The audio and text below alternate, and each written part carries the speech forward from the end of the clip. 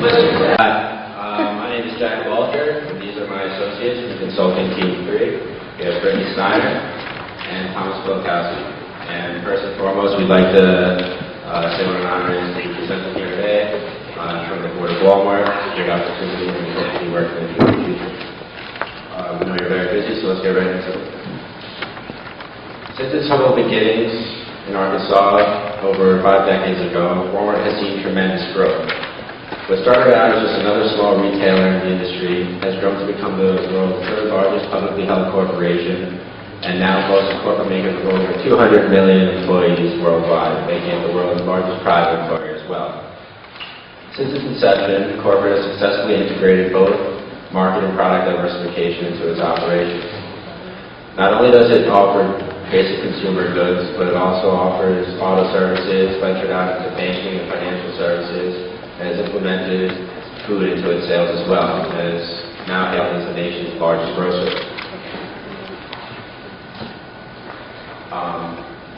Inherent in your current growth strategy is the problem of sustainability. Each year as your network gains reach and expands, it becomes harder and harder to meet that 10% annual mark as it's growing at an exponential rate. So where do we go from here? Well, in the past, what you guys have tried to do is take market share from your main competitor, Target.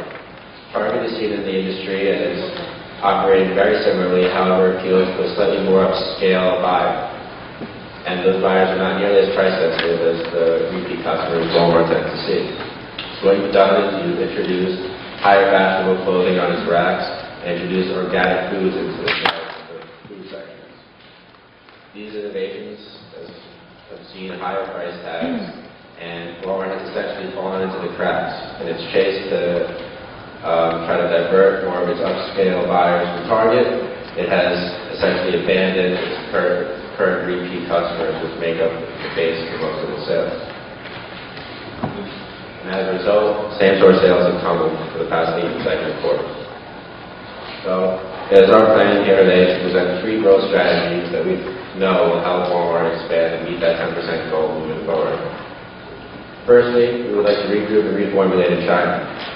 Currently, we are exposed to a lot of political risk there in terms of we don't know exactly how to operate there. Our logistic networks aren't as advanced and well-run as they are in the United States. We'd like to see heavy investment in China, as in the next decade, the middle class is expected to see a huge boom, and that's our core market there. It would be detrimental to our growth if we missed out on this opportunity. Secondly, we would like to take a capabilities approach to the acquisition of the online grocer Peapod. Currently, 54% of Walmart sales are made up of groceries, and around 30 or so are made up of online sales. However, those two are not overlapping. Peapod is currently a healthy company. It operates at currently around 12% growth and sees just under 9% of the market. It's already a healthy company, and with Walmart's brand recognition and super hubs, we think we can bring the first year EBIT to $60 million. Lastly, Japan. Japan sales have been struggling for the past 7 years, and it's only recently that we've seen an upturn and profits being generated there. Their home market is not conducive to Walmart's core strategies in terms of they see low prices as low quality, and that's drastically strays from our business strategy. So we would like to sell the assets in Japan, and through those asset sales, we would like to use those to acquire Peapod, and I'm going to hand it off to Brittany now to take us more in depth into our Chinese operations. Thank you, Jack. So we believe that Walmart should focus on China for its international growth. China has immense opportunity. It's the greatest international growth opportunity. It's the second largest retail economy in the world. And its middle-class population boom is currently supposed to happen for the next 10 to 20 years. But with this opportunity comes challenges. China has a lack of logistics networks and IT, like Jack said. This is part of Walmart's mastery. They have mastered logistics networks and IT in the United States, and it has even worked to a competitive advantage. But in China, this will not be happening. They have cross-cultural diversity. In China, the different markets may require different strategies. Local laws and government may be a barrier, and competition from local stores cannot be underestimated. So after doing immense research on the Chinese people and consumer behavior, we've figured out that the Chinese really prefer convenience over lower prices, which is very different from Walmart's culture. We want to create smaller convenience stores in key urban locations in China. These stores will also have street markets and bodegas so that we can really assimilate ourselves into the Chinese culture. We want to temporarily stop constructing supercenters and Sam's Clubs because these stores really are made for customers to buy in bulk, and the Chinese don't usually buy in bulk for a number of reasons. One reason is that they don't like to use transportation because of the lack of infrastructure, so they can only really buy what they can carry. They usually go to the stores right nearby, and they will go there more often but buy less things. And additionally, the prices in China are very hard to be low. The Chinese culture is that they automatically have low prices, but additionally to that, the lack of logistics is really hard to keep prices low because the transportation distribution is automatically going to drive costs up. Our main strategy is to cater to the Chinese taste. We want to do research on each Chinese market independently and give more power to local Chinese managers because of the cross-cultural diversity. These local Chinese managers will really know what the local tastes are, what the consumers want, and be able to really share the voice of the consumer. We want to stray away from the warehouse look and do things the Chinese way. Many people may ask, why would you do that? Maybe they want something new. But this strategy has been implemented by a number of U.S. firms. Both Home Depot and Best Buy are both dominating firms in the U.S., and they're both widely successful internationally. However, they've had problems growing profit in China. A couple of these problems that they've had is they didn't localize their business strategies to those of China's.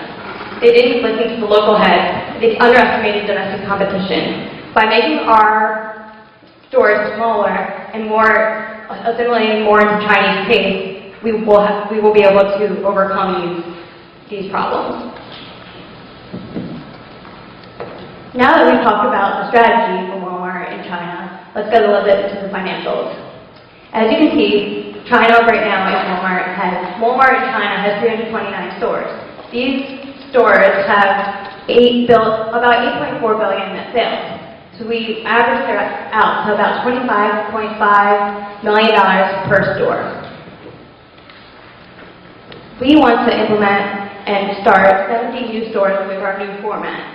We predict that these new stores will have an additional 10% in sales. So that brings it to an improved sales per store of $28 million. This will be an additional Chinese revenue of just under $2 billion.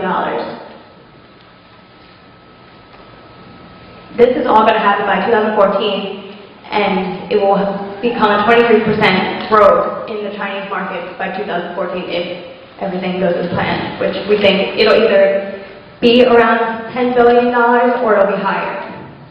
Now I will pass the presentation to my colleague Tom, who will talk about Walmart's growing online presence in the U.S. Thank you, Brittany. So last year alone, in 2010, Walmart saw a 10% increase in online sales to $143 billion. Walmart's biggest competitor in this space is Amazon, who attracts over twice as many clicks per month. As I mentioned before, since 2003, Walmart has been the nation's largest grocer. At just over 54% of sales, it totals $167 billion. Now the takeaway from these two slides is that these two are independent. No online sales have anything to do with groceries. So what we propose is a marriage of the two. We propose to do this through online groceries. Online grocery is a $6 billion market, growing at just under 10% a year. The market is highly fractured and has no large current leader. Perfect for Walmart to step in and take a leadership role. We plan to enter this market through an acquisition. The de facto market leader is Peapod at under 10% market share. Peapod has been in business since 1989 and serves the East Coast of the United States. It has seen annualized growth of just under 13%. Now, there are three main synergies between Peapod and Walmart. The first is Peapod's use of Walmart's supercenters throughout the nation. These supercenters will serve as inventory hubs as well as delivery hubs, allowing an almost instantaneous rollout of Peapod nationwide. The second synergy is use of Walmart's buying power.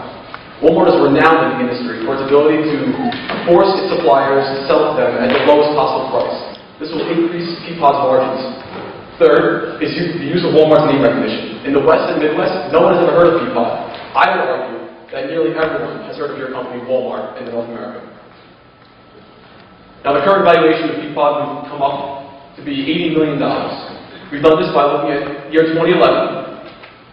Right here, EBIT of just under $50 million. I'm projecting this forward at a 10% annual growth rate to $80 million. We'll be financing this acquisition through a sale of Japanese assets, which we'll get into more later. We believe once Peapod is under our wing, that we can double our sales growth to 20% for the synergies I just mentioned.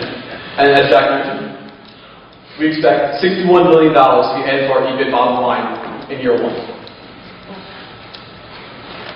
Now, the sale of Japanese assets. There are three main reasons why we see this as a positive. The first is the Japanese market is not conducive to Walmart's culture. In Japan, low prices equate low quality. This is obviously not a growth strategy for us. Second, unstable growth and losses in the Japanese market. Over the past 7 years, Walmart has had negative income in Japan. Third, minuscule market share. What we have here is a Japanese grocery market of just under $160 billion and a CU market share of 2.6%. This gives us revenue $4.1 billion. Now, projecting forward a 4% margin, which is held across all of Walmart, this gives us a net income of just $164 million. Enough to finance our growth strategies, but not enough to increase our growth in Japan alone. Now, if I can just quickly rehash our three strategies. The first, double down in China. Refocus and reformulate, have 23% growth by 2014. Second, the acquisition of Peapod will grow our two largest businesses, e-commerce and grocery. Third, the sale of Japanese assets not only finances growth strategies, but also allow us to exit a market in which we are not comfortable in. Now, I'd like to open up the floor to any questions anyone may have.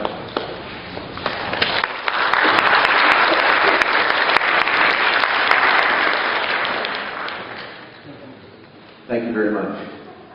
Interesting concept with Peapod. Is Peapod you said they have a 10% market share of the online grocery business.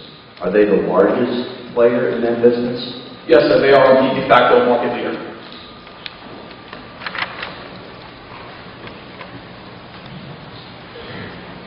Is Peapod for sale?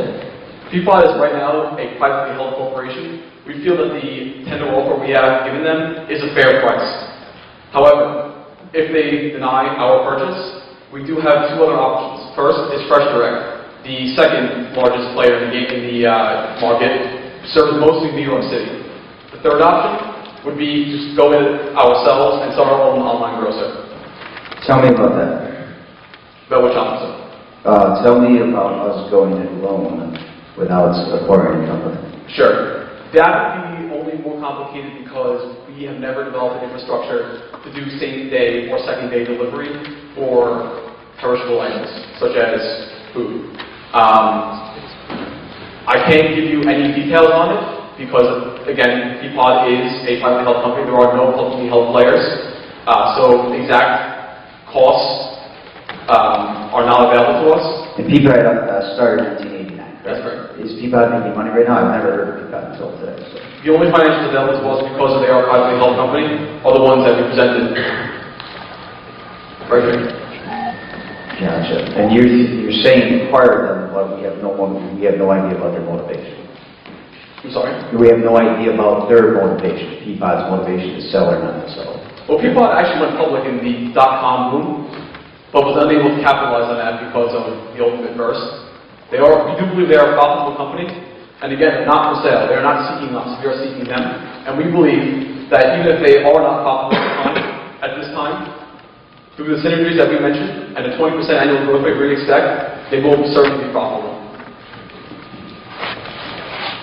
Explain to me why we would expand the part of our business with the lowest margin. Walmart is an inherently low-margin business, and that's true. As I mentioned, the 4% margin is low across any business.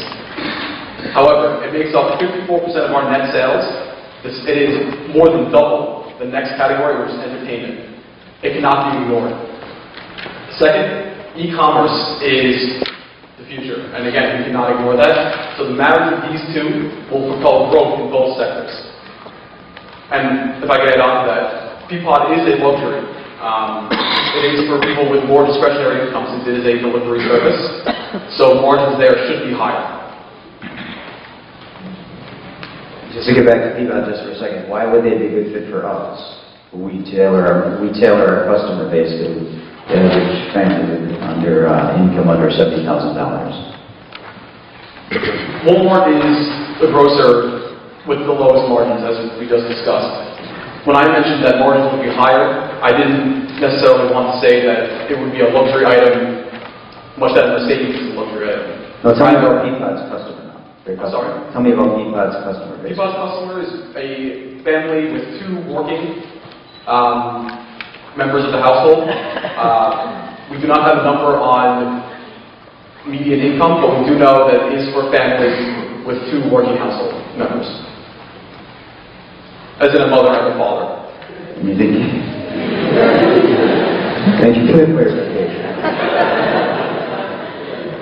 It sounds like that customer base wouldn't be a good fit for us. Peapod. Simply because of the price. It's simply because of the customer base that Peapod has currently. It sounds as though they have a higher income household than we have, a higher income, or lower income household. If I can go back to the synergies, the first one I think that applies to you directly is the use of Walmart's buying power.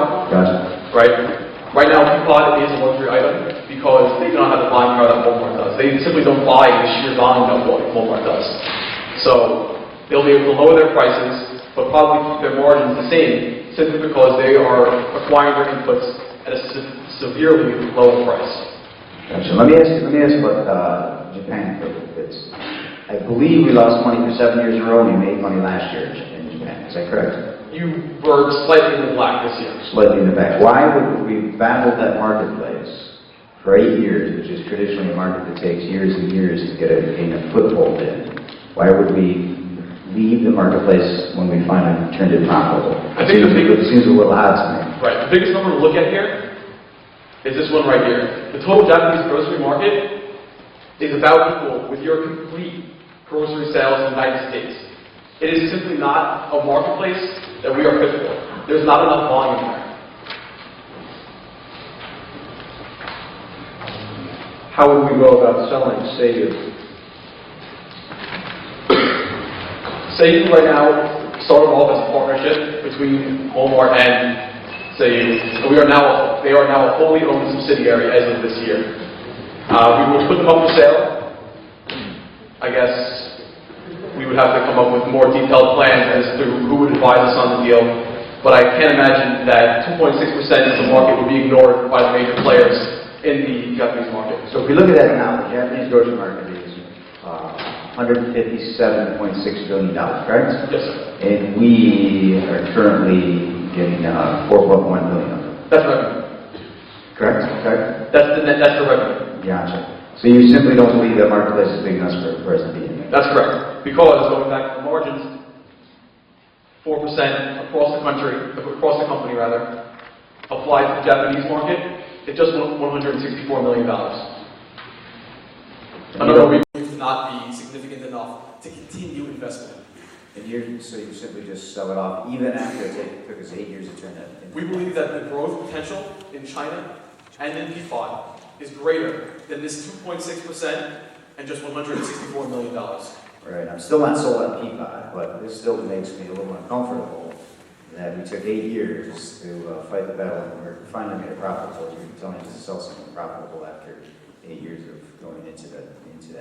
Can you get to the Chinese slides just for a second? The one thing I didn't understand, if By creating 70 more smaller stores, the sales would be more per store than the large ones we have currently? Well, we believe that if we have the smaller stores, it will attract more customers. Right now, What, just get to the bigger store per store. So that's per store sales right now? that is per store sales, yes. So we make a smaller store with 70, and those smaller stores are gonna be 28. Yes. That doesn't make sense to me that we go to a smaller store and increase revenues. Do you have some past, or increase sales? Do you have any past history of any company you worked with that has something like this? No, we don't, but we just believe that it will attract more customers and that it will just end up working out better than what we've been doing, because right now our big warehouse-like buildings are not attracting customers. People don't want to go and buy in bulk. They don't want to go out of their way, have to go through, have to have transportation to get somewhere and buy things out of the way. This is going to be an urban environment, and they would rather just So a smaller store but higher sales? Yes. We're going to have our most profitable products there and higher margins. In China, that's just starting to grow as a consumer society. Yes. A smaller store but bigger sales. Just because our bigger stores are not seeing high profitability Is right there now. any example, you brought up Home Depot, is there an example of any of our competitors or any other of our big retailers that have gone to smaller stores and increased their sales per store? There was actually, I believe Best Buy went and they had their big stores, and then because they were doing so poorly, a competitor who had smaller stores went right next to them in an urban environment and had much higher profits. I'm sorry, I do not remember the competitor's name. Maybe Seiyu? I don't remember. Oh. Are there particular products that you see would outsell in a smaller store as opposed to the bigger store? It's going to be convenience products. There's going to have to be more research done to see what products are the Chinese really want. As I said, we're going to have to really communicate with the Chinese managers, see what the Chinese people buy on a regular basis, what they will come back for in the convenience stores. I don't know for sure which products. I know that apparel is very popular there.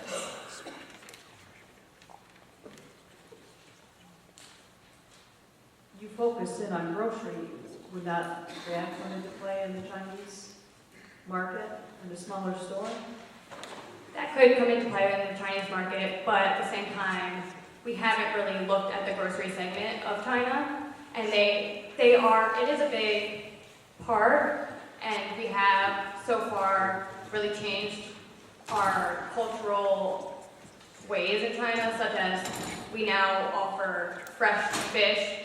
Their freshness is different than the United States' freshness, as in they like to see the fish alive, and then they pick it out, and they like to see eels alive. So that will be a part of these convenience stores, but like I said, it's going to have to be the items that are very popular. There's not going to be that much of a variety.